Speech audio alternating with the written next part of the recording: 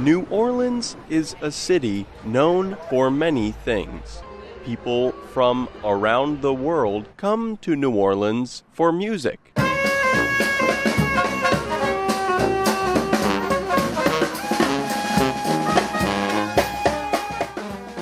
And parties.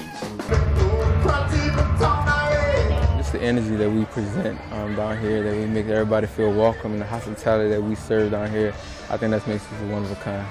People do their own thing, be themselves, get away from the pressure of regular life and just be able to be a kid again.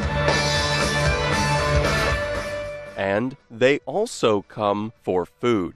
New Orleans is unique and different from places like New York and Chicago and all these other places that you think of as food cities, and that we have so much soul here. That's the simple thing, is that every person here cares about food. There's no one that's just eating to live. Everyone's living to eat, you know. Crawfish, we also call them mud bugs. They come from the brackish, muddy waters around here. And they're like baby lobsters, is like the best way to describe them.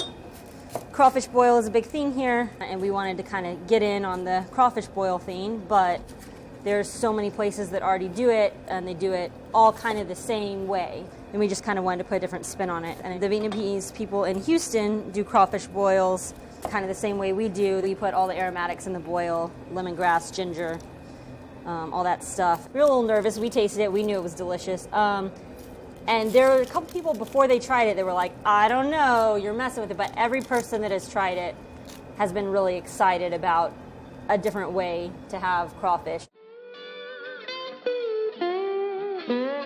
One thing that makes New Orleans super special about cooking is the amount of care and love that goes into it. It's passed down generations. People here are friendly. You can actually talk to people. People are willing to look out for you. They're willing to tell you their secret spots also. So the greatest thing about New Orleans is if you really want to see the city, all you have to do is open your eyes and your mouth and ask somebody nicely.